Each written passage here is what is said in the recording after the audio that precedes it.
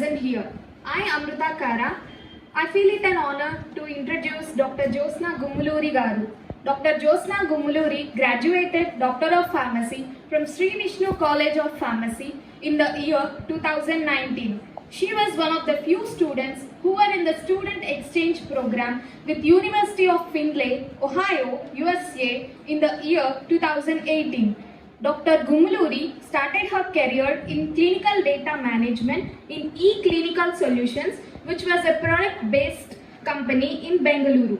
Backing immense knowledge about clinical data management, she has presented multiple modules as a mentor in Avenida Innovations for students who are trying to shape their futures.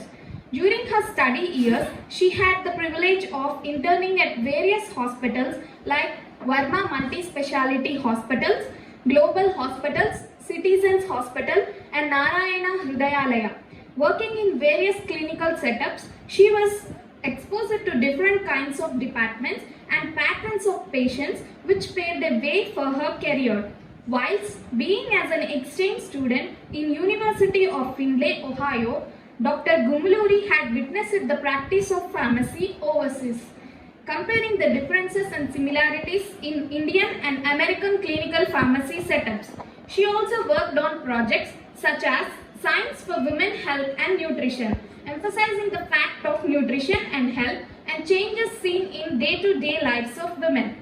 Dr. Jyotsna is now currently working as a clinical data specialist in IQVIA, one of the top clinical research organizations. I now heartily invite Dr. Jyotsna Garu to start her session. Ma'am, please.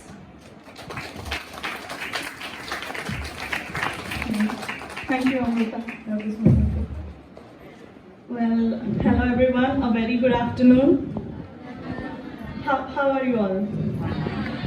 So how was it so far? Yesterday, today? So much knowledge into your brains. Expecting more? Well, after so many sessions that has happened till now, so I just want to ask and make my statistical analysis of how many of you are interested into the CDM jobs. Please raise your hands. Okay, very good. Well, Kushal, I just want to tell this to everyone in front of you. I have been loving the love lunch, love dinners at Vignan. Thank you so much. Well, how many of you have a last minute examination friend? Like, okay, so all of you prepare almost a month before for the examinations? Well.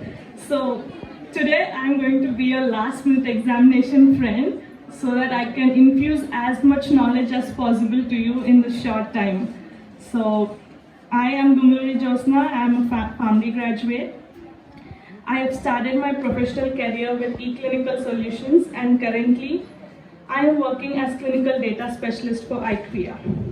Well, before getting straight into my professional career, I would just want to take you through my college life. So yeah, the road is going to be a bit bumpy, so fasten your seat belts, guys. Okay, I'm just joking. Well, as you know, back then I was the 6th batch of PharmD coming out.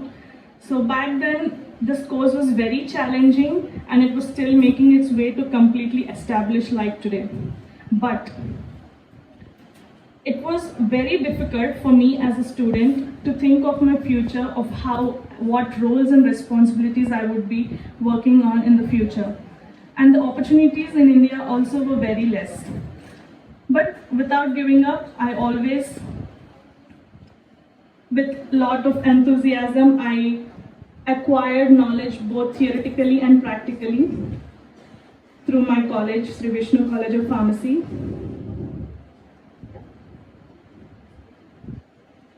And I felt always that this isn't sufficient. This isn't sufficient for an individual to set his career goals in this competitive world. So I always did my background work of what are the possible chances of getting to see yourself in a better position after you graduate your PharmD. So my dad always helped me in this aspect. being a very good, my family also being a very career aspirants, I always had a good road or the foundation to be here, and that is being continued. And I feel very lucky about this, standing here telling you all about what is CDM, because all of this I did not know, and I did not even know that there was something like CDM. I just gave my interview. But I just want you all to be aware of what this CDM is. So this is how it happened. Okay, I think I'm taking it like a fairy tale of my life. But yeah, a disclaimer here, there were also ups and downs. So PharmD, a 6 years course. The number 6 itself was very surprising for me. But who cares when the degree is giving you a doctorate, right? Well, so on the very first day of my college inauguration, a professor asked me, did you join PharmD by chance or by choice? I did not understand the question, but if any of you are understanding now, you can answer me. Did you join PharmD, B.Pharm or M.Pharm by chance or by choice? By chance. I can't hear it. Chance? By choice? Okay, choice guys, why? What was that interest in this course? Okay, so many giggles here now. Fine. I was still thinking on this question, and I was going through my first year, and this question was still haunting me, where I was actually trying to cross the major C's of the first year. C's, I meant the C, chemistry C, the inorganic chemistry, organic chemistry, and the biochemistry. Yeah, so it was very difficult. And then in second year, we had the 3 P's. Now the green piece here, pharmacology, pharmacotherapeutics, and pathophysiology. I somehow loved this subject, and this has got more interest for me on PharmD. And then in third year, there was another major C for me, the medicinal chemistry, correct. So this medicinal chemistry, I worked very hard day and night to just pass the subject, but I ended up getting a good result in medicinal chemistry as well. Then, fourth year, having all the dry subjects and the dry theoretical subject, it just happened in a blink of eye. And then in fifth year, the real opportunity struck me, where I was offered by the college to go for the student exchange program. And at this program, I had the privilege of meeting Professor Chandrasekhar sir, and I got to know him very well, which has laid another foundation for my better future. And I was able to see the clinical setting abroad. Then, with still so many questions, I gradually completed my 6th year, and it was after the 6th year I understood how important this PharmD is in the healthcare sector. And then, as usually, there came the college placements, and I was through this eClinical Solutions for clinical data management. And it was during this eClinical Solutions training sessions I was attending for clinical data management, I understood how important this clinical data management is. How important Catalyst role it is playing in the clinical trials. Well, this is how I have become a clinical data associate, and now I'm standing here before you as a clinical data specialist. So let me tell you my roles and my responsibilities as a clinical data specialist. It is my responsibility to provide the regulatory authorities with clinically sound, reliable data and statistically sound data to the regulatory authorities from the clinical trials. So it is the clinical data manager's responsibility to collect, integrate, and validate the data that is flowing from the clinical trials. There will be so much non-compliance in the data, and it is the data manager's responsibility to put this data at the utmost clean as possible at appropriate cost. This will gain the trust of the public. You know guys, in recent survey in India, it was known that India was the second most preferred destination for outsourcing people. It is having the larger patient population, faster enrollment, and they're getting expertise at low cost. And also the best part is the government is supporting the boom of new companies. So you will obviously have more jobs. And because of this pandemic, there were many vaccination trials that have kicked off and there were many openings. So don't worry guys, the family is already established. You are having good number of opportunities. Okay, going back to the roles and responsibilities. This clinical data manager is not only about collection, integration and validation, but also he develops tools to collect this data. It is his prayer responsibility to raise a query whenever there is a inconsistent data. Inconsistent I meant was, it is not in relation to the protocol. It is not in relation to the protocol which was set up for that clinical trial. Are you getting my point, guys? Are you able to follow? Yeah. So, it is also our responsibility to keep the data as much confidential as possible. Apart from this, we are also into the clinical inception, the study startup phase, where we have to provide our insights of how this clinical trial should be happening. We are also responsible for the database constraints. We are responsible for the database entry management. We are responsible to submit the projects within the timelines. We are responsible for making a variety of statistical reports and many more. This is not it, but there were many challenges this clinical data manager faced in the earlier days. This data being flowing from different platforms due to collaboration of different variety of data, it was very difficult for the data manager to integrate this data onto a single platform. And all of this data does not have standards. For suppose I have a vendor, I have a central lab and I have a local lab. Local lab is a site which is collecting its data from its own local lab. Central lab is something which is away. So I have to take all the data from the central lab, from the safety database, everything which is having different kinds of standards into a single platform to analyze the data and check for any errors and raise queries. Well, so as I'm talking about this challenges a clinical data manager was facing, back then earlier, when there was no computer existing, they were all paper trials.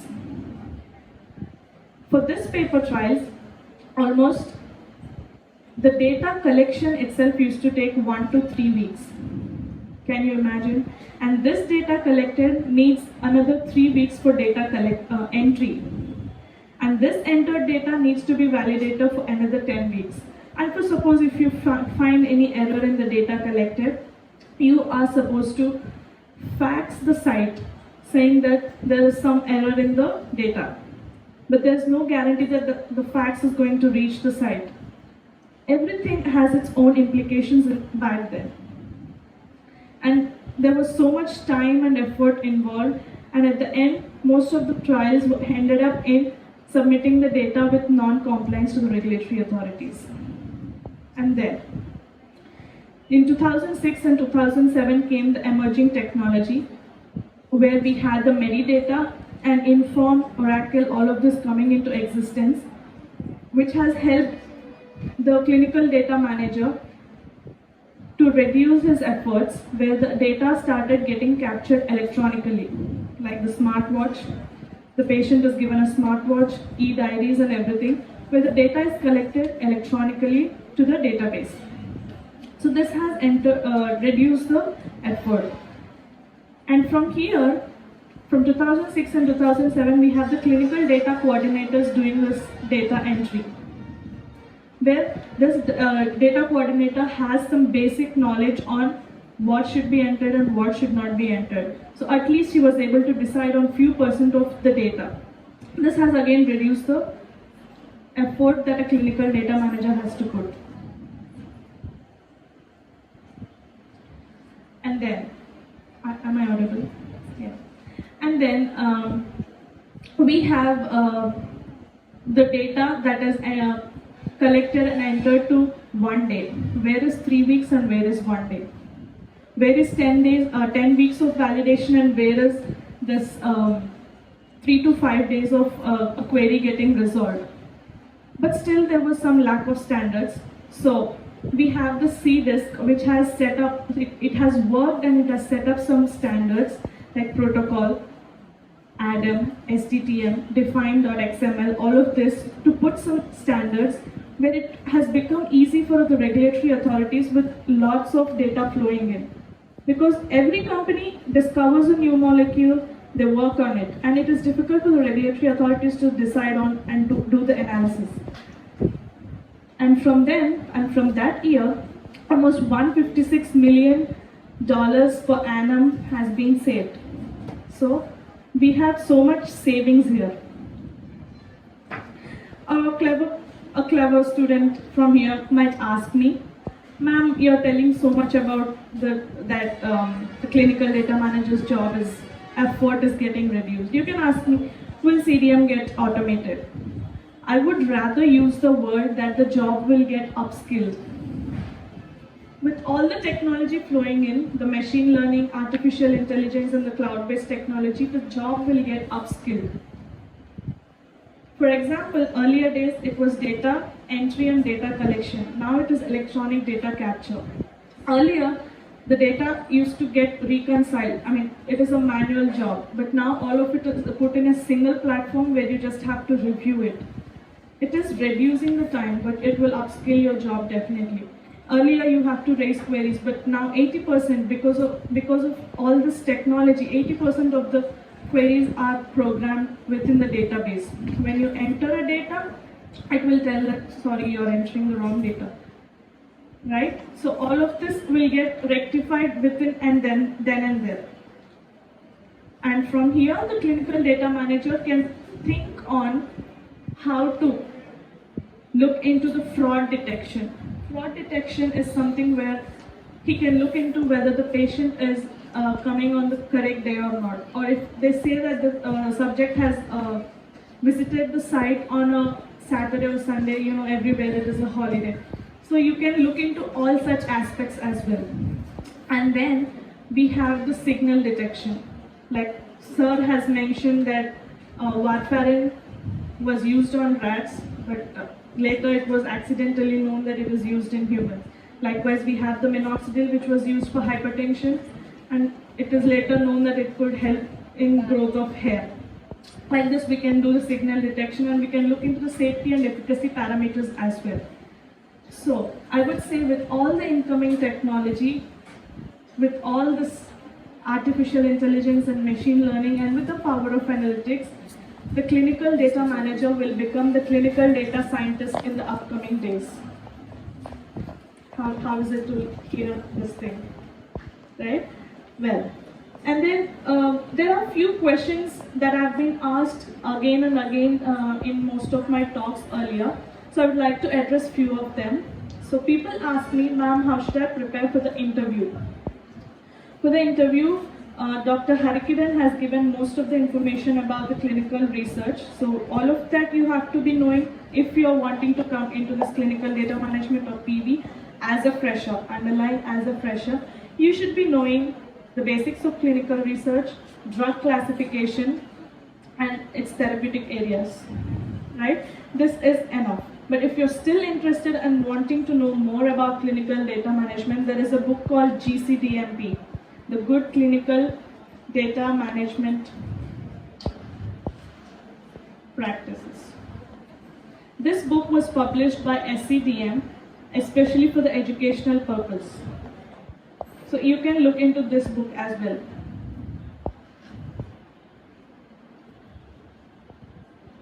And then we have the next question. People ask me, ma'am, where can I find the jobs? How to apply for the jobs? For them, I say, my dear friends, this is an era of social media, so use it wisely. It's not just Instagram and Facebook, but you have LinkedIn, so you have to make good number of contacts in LinkedIn, showcase your talent, do the self-branding that is as much as possible so that you'll stand out in many, and you will have the opportunity for sure. But please be aware of the frauds that are happening. No job recruiter is going to ask you money, okay? So please be aware of the fraud jobs. Like Dhar sir mentioned yesterday, do verify your conversation. Okay? Then people ask me, after listening to PV, CDM, people still ask me about, ma'am, what are the job prospects? Ma'am, should I still go to CDM or PV? Higher education, PV or clinical pharmacist? My dear friends, all of this job have its own essence. Firstly, remove the mindset of getting the job for what you have studied. Right? You have to take the job, master it, irrespective of the salary as a fresher. And growth will automatically follow you.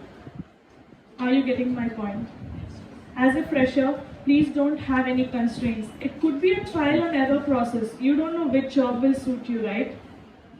Because we are here talking about 3 to 4 kind of sectors that you can go, but there might be still an n number of sectors. Always do your background work. Okay? And then the fourth question, people ask me what additional skills do I need. For them, I would say you will be needing some basics of Excel especially from the MS Office, the positive thinking, positive attitude, leadership skills, strategic thinking, problem solving capacity, communication skills, underline, bold and everything to that. Okay? Then, I would say it is no more a competition after entering into the professional life. Everyone, it is not a rat race after you enter the professional life because everyone has their own race to win. So always concentrate on yourself and have the zeal of working in the groups. Transfer the knowledge, take as much knowledge as possible. And yeah, this is not competition anymore. Are there any questions I am still missing on to address? Anybody would like to ask me? Anyone?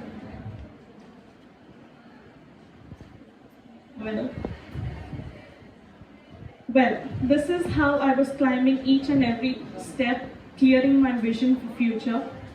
I hope I have inspired 1 or 2 students in here. And I would like to thank all the eminent speakers sitting here for their time and for inspiring us. I would like to specially thank Dr. Karthik Rakam sir and the Dean and the Principal of Vignan College for giving this wonderful opportunity with you all. Thank you so much. Thank you, ma'am, for amazing session.